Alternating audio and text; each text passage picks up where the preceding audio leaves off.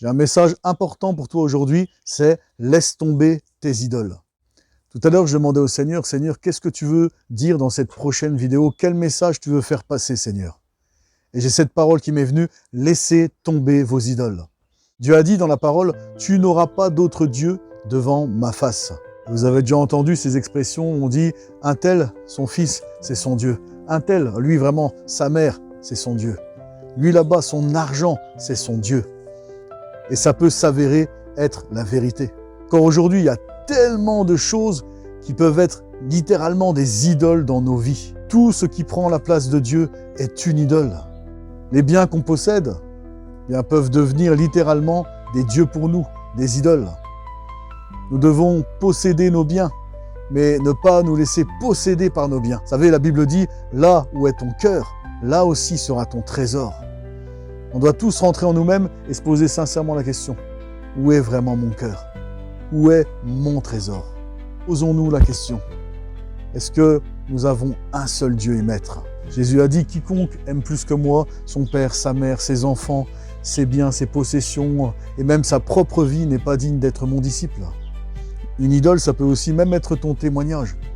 Des fois, on fait du témoignage une idolâtrie, et c'est pour ça, comme je dis souvent, qu'on vit dans le paraître. Des fois, ce qui nous anime, c'est pas la peur d'offenser Dieu, mais c'est la peur de ce que vont penser les autres de nous, de ce qu'on va penser à l'Église. Et c'est pas cette crainte-là qui doit nous animer. Ce qui doit nous animer, c'est la crainte du Dieu vivant. Comme l'argent, la Bible dit, ne vous livrez pas à l'amour de l'argent. Elle ne dit pas que l'argent est une mauvaise chose. Dieu sait qu'on en a besoin. Mais c'est l'amour de l'argent qui est un péché.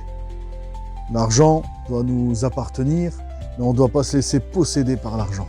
Je ne vais pas faire trop long, je ne vais pas rentrer dans les détails parce que chacun peut entrer en lui-même sincèrement et s'analyser.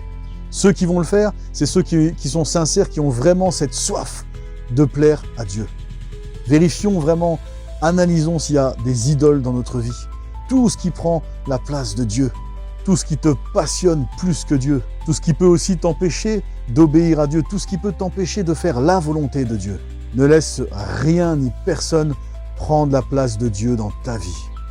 Un seul Dieu est Maître, le Créateur du ciel et de la terre, le Dieu d'Israël, le Dieu de la Bible, le Père de Jésus-Christ.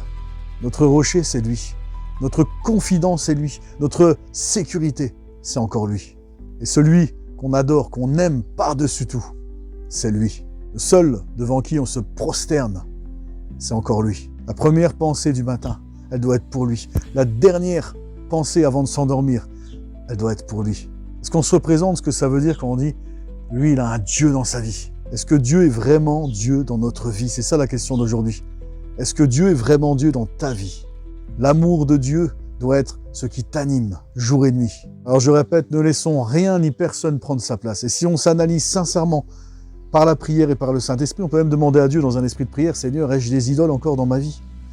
Montre-moi encore ce que tu veux que je cède à ta volonté. » Parce qu'il n'y a rien de trop précieux qu'on ne puisse le céder à Dieu ou le remettre entre les mains de Dieu. Sois béni mon frère et sois béni ma sœur.